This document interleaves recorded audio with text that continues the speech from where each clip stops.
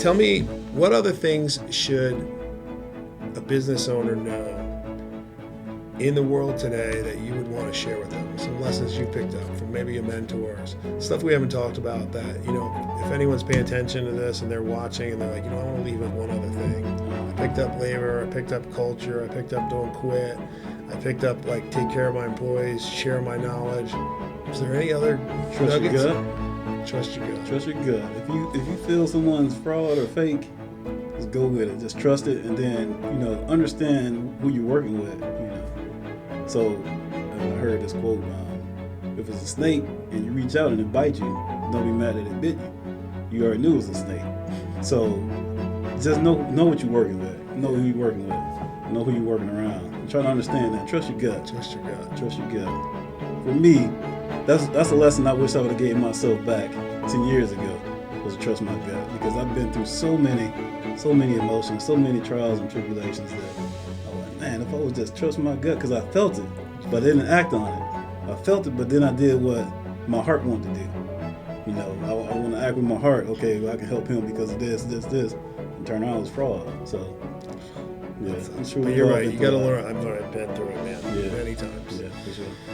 But trusting your gut and acting on it, that's probably one of the most difficult things to do, because one of the greatest motivations, I believe, for a human is the unknown. You know what I mean? The fear of missing out. Yeah. What if I don't? And when you trust your gut, you just have to trust your gut, because you're not going to know what the rest of the side of it is necessarily. Right. You may, because what might happen is sooner or later it comes around and you figure out, oh, that person, it gets exposed later, but you don't know in the moment. Right. But I think that's really good advice. Yeah.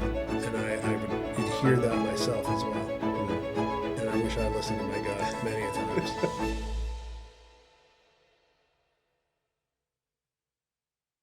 Welcome, everybody. You are now watching the next episode of Construction MF'ers. My name is Scott Pieper. I'm the CEO and founder of Mobilization Funding. I'm excited to bring to you one of my favorite guests, because he's also a customer, he's also a friend, and he's someone that has been in and around our company before we even started doing videos.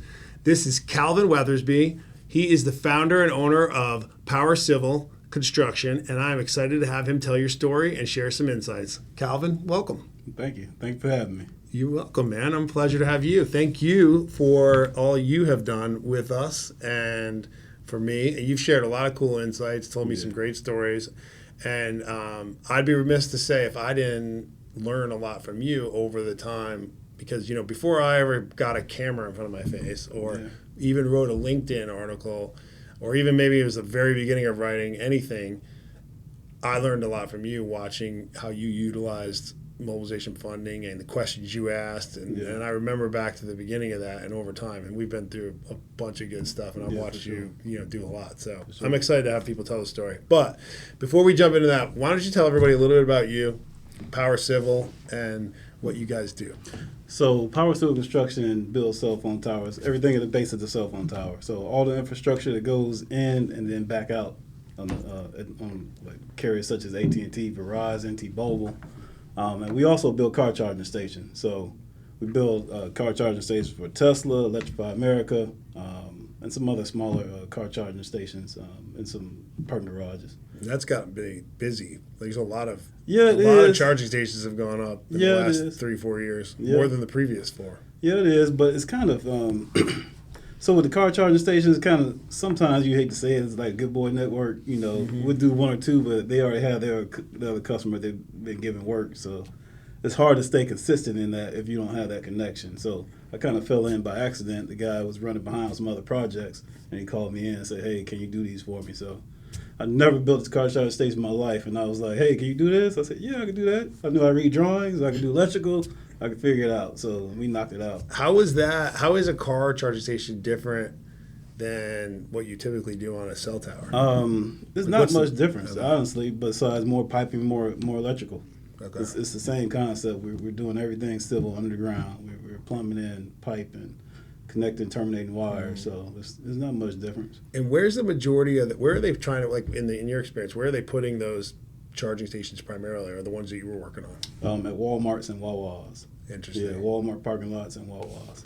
And those big box retailers, they make their deals, and then, like you said, it's a network for sure. Yeah, You know, and definitely a those network. relationships. But some of it's a good boy network in the context of the quote unquote good boy network, and some of it's that way because they're running a business. By the time you're putting the charging station in, there's customers in and out of that parking lot, and they don't want any drama. Right, without a doubt. Yeah, we do the whole thing. We put up these big privacy fences, and they get that stuff out of here quick as possible. So yeah, it's the same thing. They don't want drama with the parking lot. So they want from the time you start to the time you're out of their parking lot as 30 fast days. as possible. 30 days. Oh, is it really 30 days? Hey, we got 30 days from construction start to construction complete. 30 days. That's cool. And it's a lot when you have like 12 charging stations going in, and you got to build curbs and access. You got to change the asphalt and access roads and stuff like that. So it's quite a bit of work. You put in new fences, foundations, the actual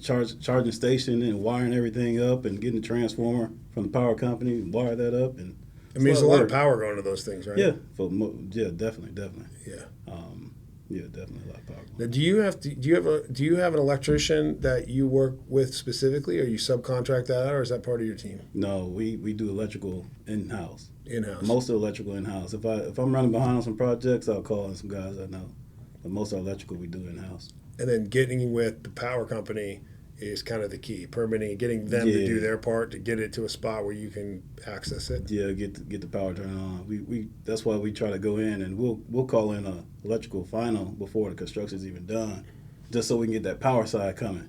You know, from the county or from FP&L or whoever the customer may be. Because otherwise, it's never going to get done in 30 days. If you actually called for the final when you were done. Yeah, we wouldn't have that power in 30 days. That's interesting. So we always call in power before we even finish the project. See, I don't think, I always wonder, and maybe you can help me understand this. Like, we hear a lot of people talk about the administrative burden, the holdups of permitting, all the other government or, in this case, power companies that you have to work with that are, more bureaucratic. Yeah. Like, do you think they understand that what you have to do to actually execute a project in 30 days? Mm-hmm. And does your customer, like, does the Walmart or the Wawas even know? I think they know, but it's not really their job to understand. It's my job to understand what timelines I have to make and what duties I have to finish before my deadline. So they don't really, we may come. They may come to the site inspector and say, hey, we might say, hey, I gotta have this finished by, say, November 20th. And they'll say, oh, well, you got this right here, you got this, you need to finish this. And say, okay, I'll come back tomorrow. So they don't really, they're not on your side, but they're doing their job, to answer your question. Yeah. So, one of the things I think I want to go back to that too in a second, but the cell tower, okay, so a lot of people are driving down the road, we see those cell towers, they're sort of in an obscure place sometimes. Right. Sometimes they're right on the side of the highway, sometimes they're right in the middle of everything. Right. But oftentimes you could see a cell tower, like particularly if you're driving north or south on 75, it's sort of buried off. Yeah. Now, do you build the actual towers themselves, or someone else has constructed the tower and you're doing everything on the ground? So I used to build everything from the bottom up, but the I guess the tower hands I would call they're a lot of work. We call them cowboys. They're a lot of work. They're a lot of managers. They drama kings and drama queens sometimes. So it's a lot of work. So it's something I kind of phased out. So now I just do everything on the ground. It's easier to find guys that can go pick up a shovel or do electrical work or tie in conduit. So with the tower guys, it's more of the trade is it's hard to find that tradesman. Yeah. So it's once if somebody calls off, it's like, okay, you're scrambling, try to get this job done. So I kind of wanted to get away from that. Yeah. So it's interesting because it's a good segue. I've watched you grow over the years, and it's really impressive. Thank you. But I've also watched you do it with your same core group of people. Yeah. And right now, one of the biggest issues in construction is skilled labor, or even unskilled labor, and the lack of people getting into the trades. And so a lot of conversations we have with people either directly in the construction world that own businesses just like yourself, or people who are trying to serve the construction industry is a big need is how do we bring more people into the trades? How do we keep the people we have? How do we keep them motivated, educated, and trained? You've done such a good job at that. What do you think is your success to keeping people you have? I think the success would come from me being genuine to my employees and being honest to them, paying them on time. That's one big key. Paying them well for what if they deserve it, pay them well.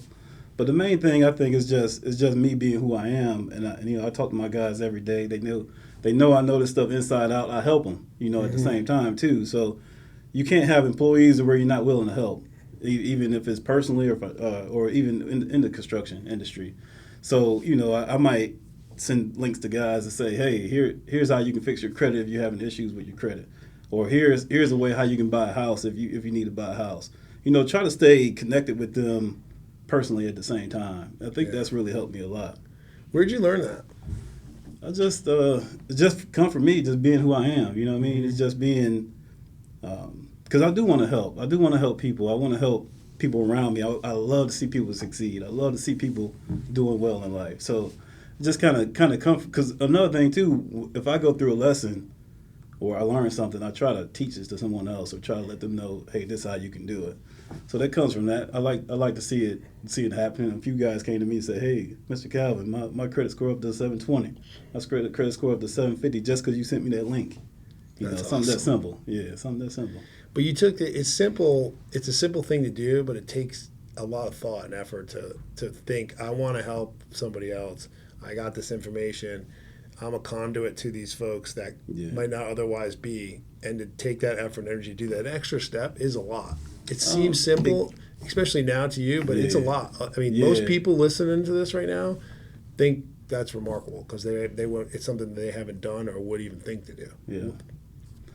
So for me, like I just told you, it's easy for me. It may be hard for someone else because I just always, like I said, I always think of how I can help someone. And it's not just giving them money. You can just give money to anyone, but it's not going to help them.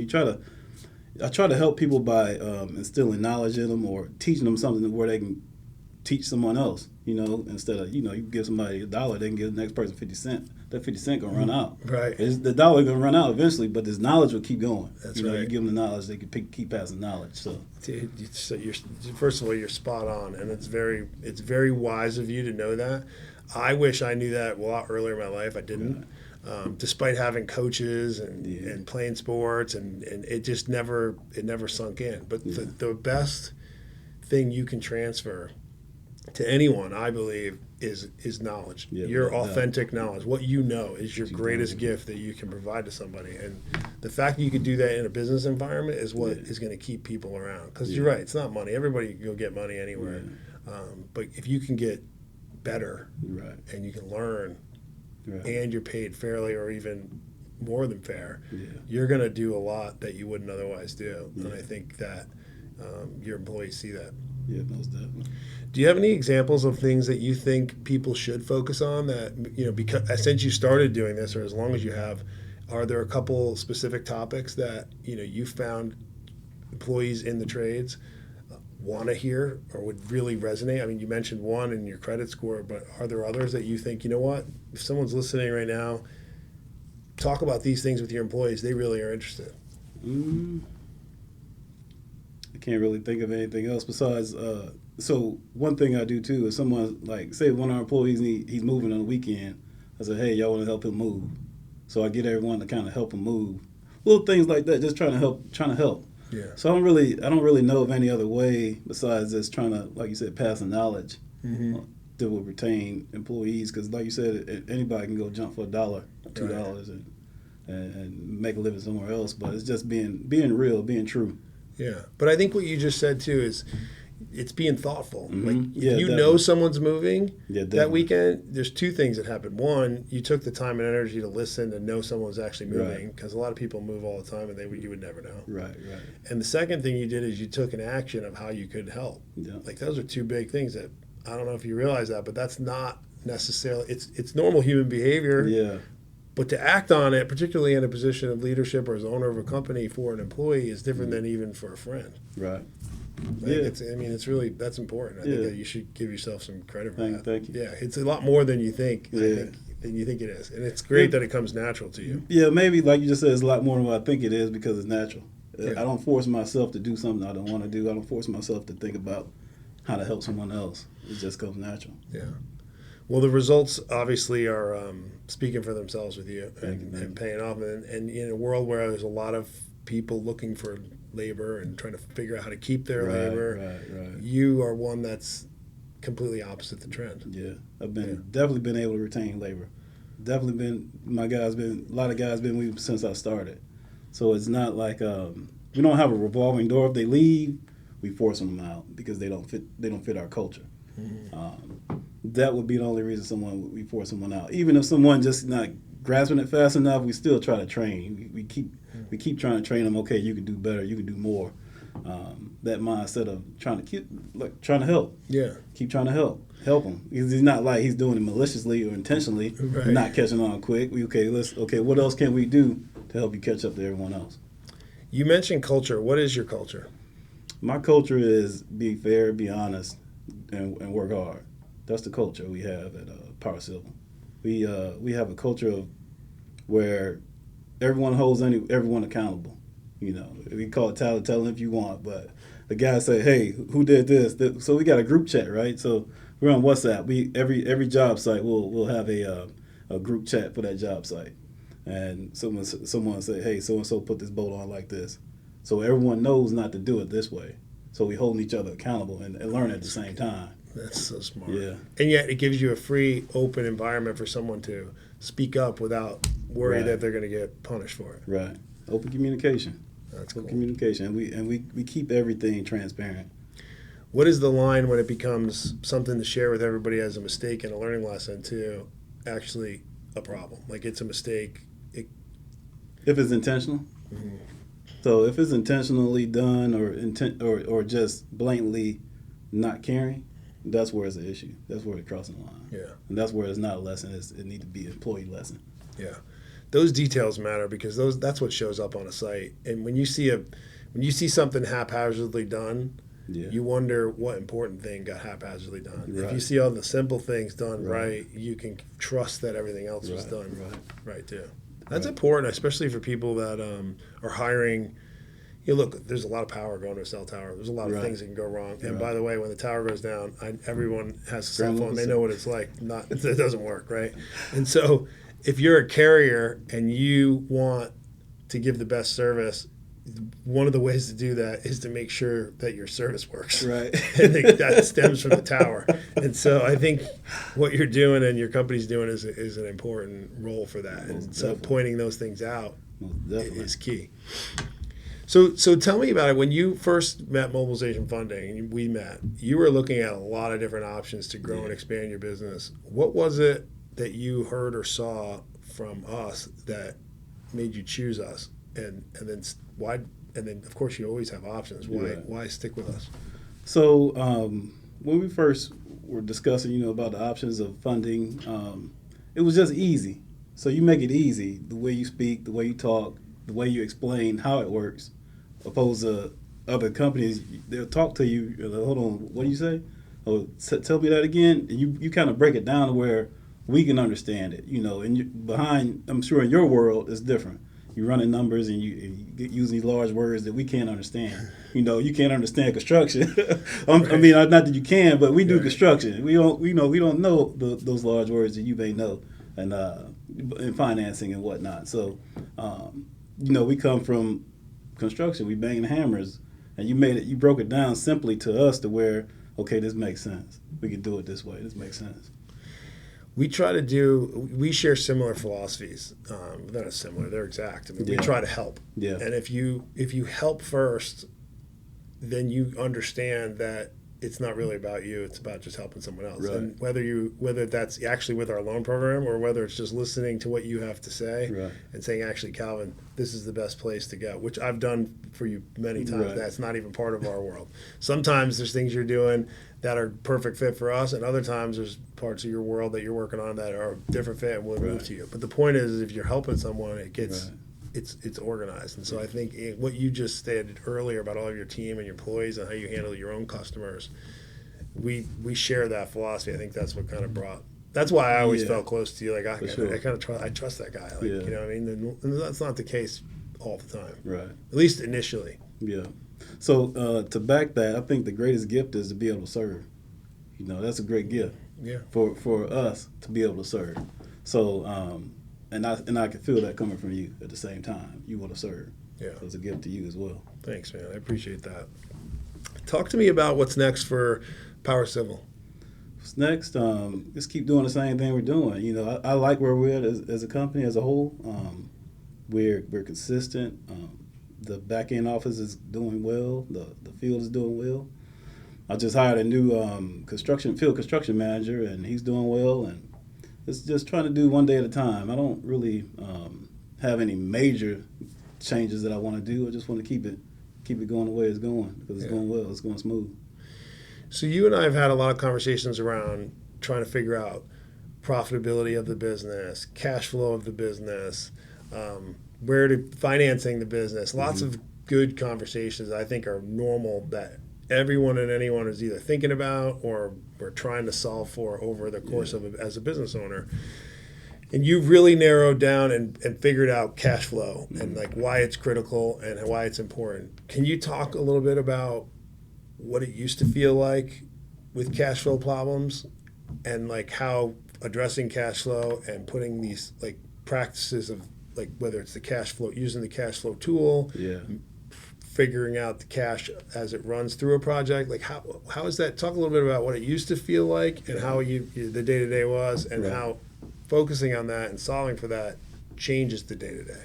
So it used to feel like we would have to pick which jobs we want to start at a certain time, you know, depending on how much cash flow we had. So we say, okay, we can do 1, 2, 3 jobs. We can't do that one until we get paid for these 3 jobs. Now we can take on 1, 2, 3, 4, 5, 6 and finish those jobs and still not get paid for the other ones and still keep going. So it's a difference because we don't.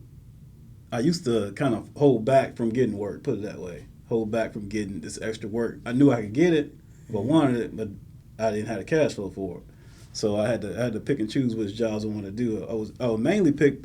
That's another thing. I would mainly pick the jobs that I could finish in 2 or 3 days, so that I can invoice and start the pay cycle.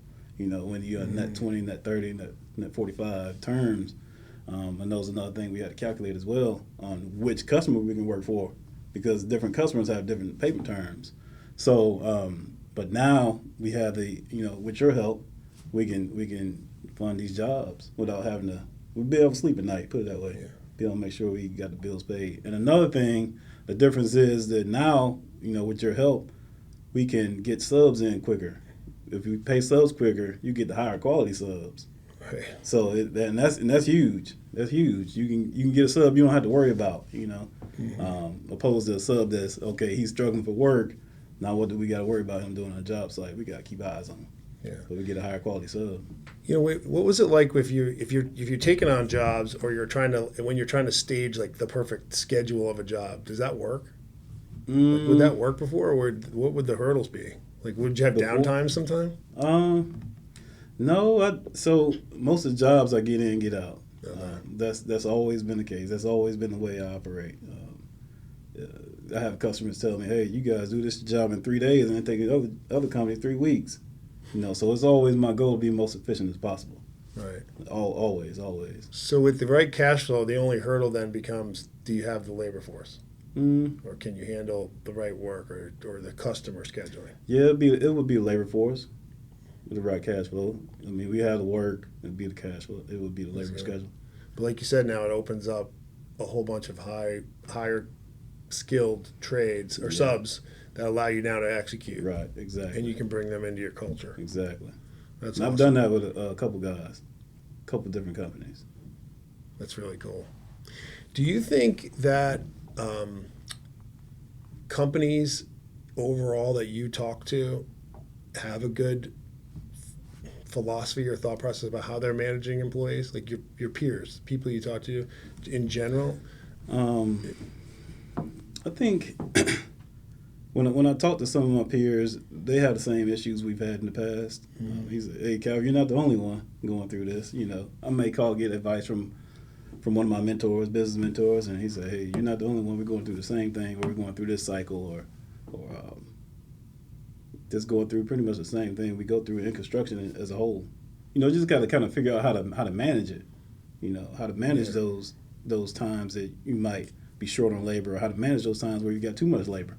Just got to learn how to manage it. For someone that's just starting out and maybe they're a couple of years into business, and they're coming through some hard times right now. They're going through those struggles. Was there anything that you relied on back at that time that if you could tell, if someone could have reached out and said, hey, just don't quit. That's it. Don't quit.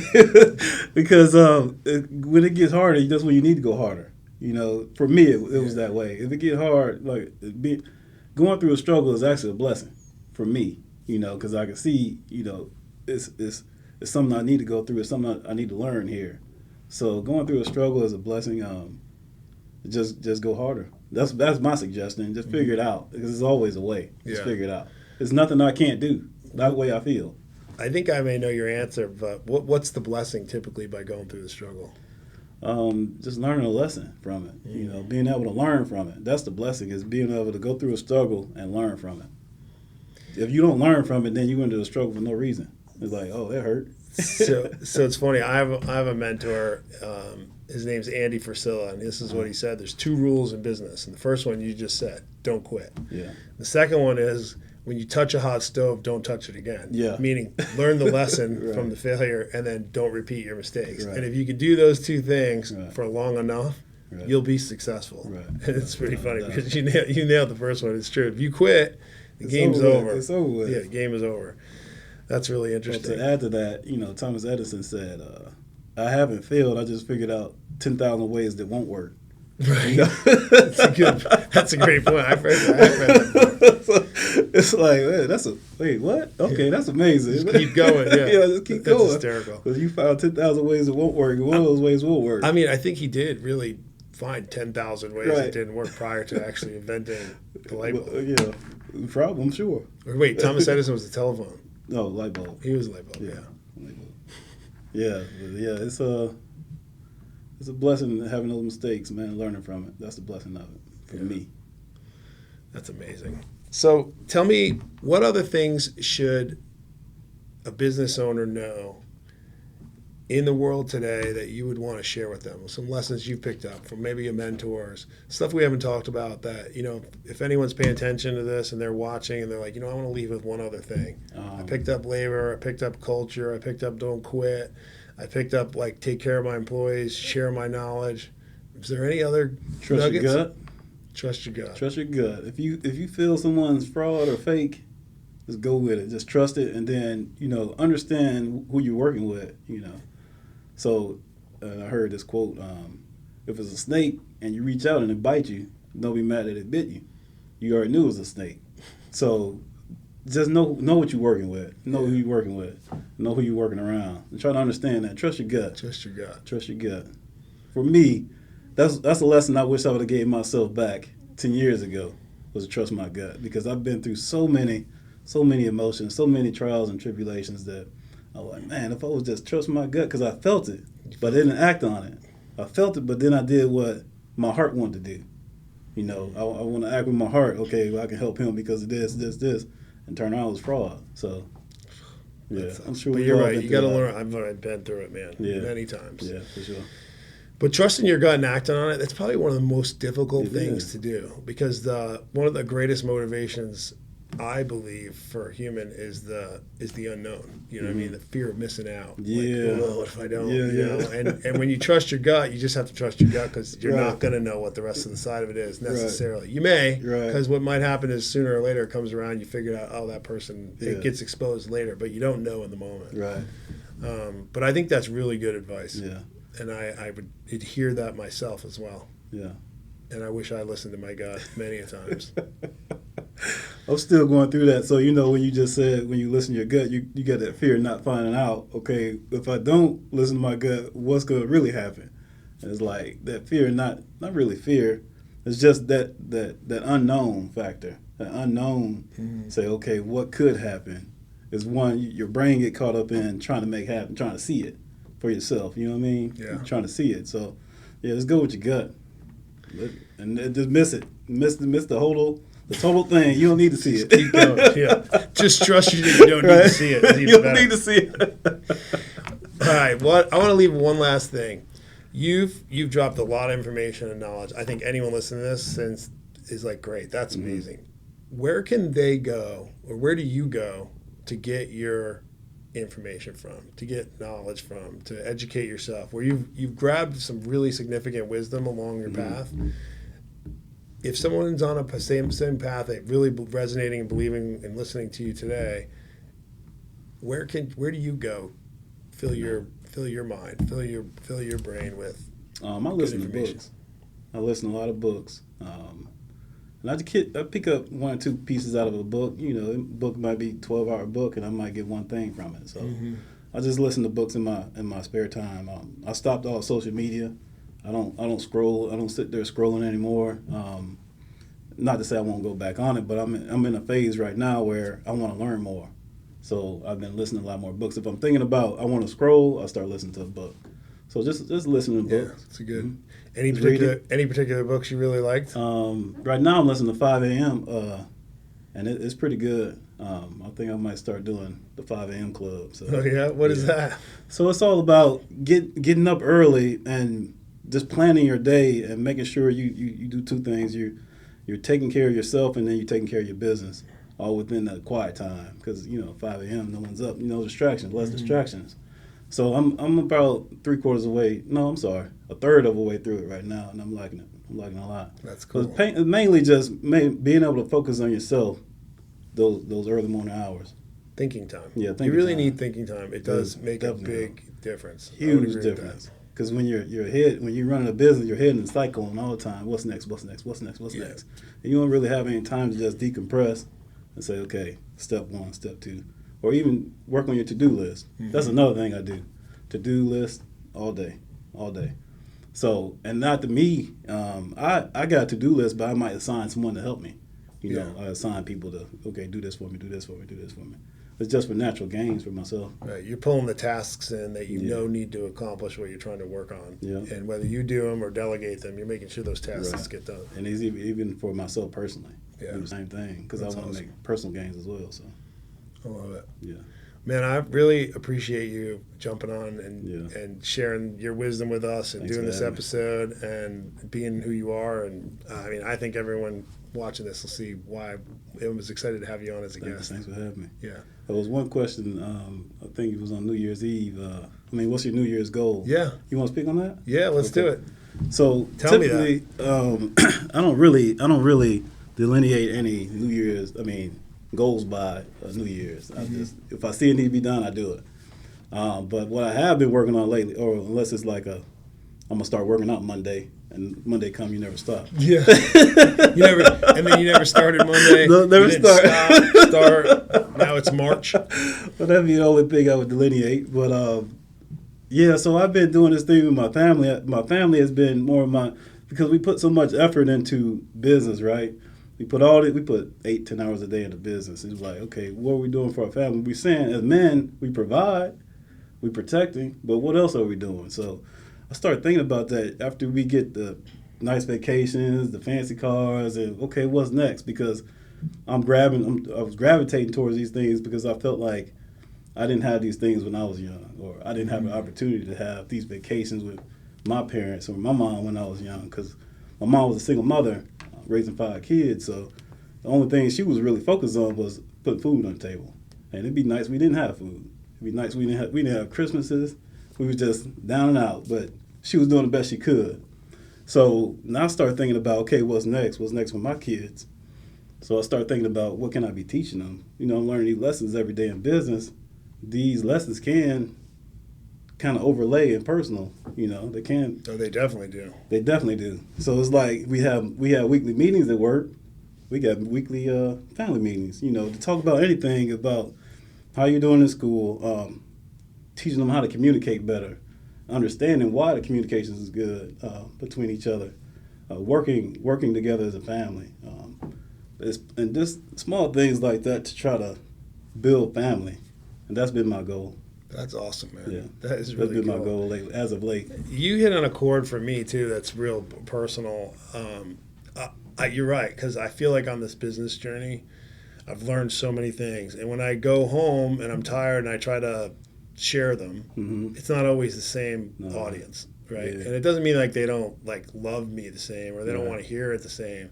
it's just a different environment. Everybody's hustling. But if you can be intentional with figuring out a way to share that, you're right. That'll pay off dividends. Yeah, it's definitely intentional because I start thinking about the things that I didn't have when I was young. You know, I didn't have that structure. I didn't have my father in my life when I was young. So I start thinking about, okay, what else? What's next for my kids, for my family? What's next? So I started implementing that, and we've been doing really well. So I even go to things like I buy a 1,000-piece puzzle, and I tell my kids why I bought this 1,000-piece puzzle, so we can work together. You know, we can work on these things together, and we can be a team, and we have family time around this 1,000-piece puzzle. So just little things like that, because I gotta be intentional. You know, that's cool. You get, just like you said, your audience is different. We can't go to a grown man and say, hey, let's work on this puzzle. What are we doing here? You know, it's different. My audience is my children, so I got to kind of work with their mindset because they're 10, 14, and 15. Yeah, those are tough ages too. Yeah. I got 17, 14, and 12. I know what you're talking about. Well, man, I got great kids. They're very well behaved. They're very understanding, and I want to catch them right now in a moment to where they can understand. Where I can teach them. Yeah. You know, not let these streets or whatever else teach them. I need to teach them. Well, what's hard too is like I did have two parents growing up in the same house, but I had a lot of different perspective than what my kids necessarily have. And that perspective is what gives you wisdom sometimes to know the difference. And if you don't, like, you might want to get frustrated with your kids on something, but you realize like they don't even know the other. They don't have enough perspective to know that what they're doing is even different than what you're thinking. Right. And so giving them those perspectives or the opportunities to learn is really what you're doing without, like you said, without having to go learn it the hard way or hear it on the street, like in teamwork. It's really, that's smart. That's man, that's probably the best New Year's resolution I've heard in a long time. Yeah. And I'm sure it'll be the best one I hear this year. Well, like I said, it's being intentional. You know, it's starting off by being intentional. What do I want? You know, after you get the money and the cars and the fancy house, it's like, okay, well, that wasn't everything I thought it was going to be. What's in my soul? But we get older, we start understanding that. You know? You start understanding that's whatever. The money's whatever. But what's real is your family. What's real is, you know, your connection with your family. That's what's real for me. That's what you'll be thinking about on your deathbed. Yeah, not for sure. How much money you made. Not at all. Not at all. No, I think you're right. I don't have much else I could add to that. That's as good as it gets right there. Man, thank you very much. Thank Seriously. you for having me. Thank you. Thank you for having me. You're welcome. Well, everybody, I hope you enjoyed that episode as much as I did. I think you can learn a lot from Kalvin. I certainly have. I hope that the things he shared with you today, you take and put into your business. If there's anything that we can do to help you, I encourage you to reach out. If you like this, please share the show. Let people know. Click subscribe on our LinkedIn or YouTube. Kalvin, can you tell anybody how they can find you? I know you're not on social media scrolling, but you're on LinkedIn. That's right. You're on LinkedIn at Kalvin Weathersby. I'm on LinkedIn. Yeah. Kalvin with a K. And we'll put all the links in the show notes. And thank you again for joining us, man. I really appreciate it. You're welcome. Thank you much. Everybody, that's it. Talk to you next time, and God bless you.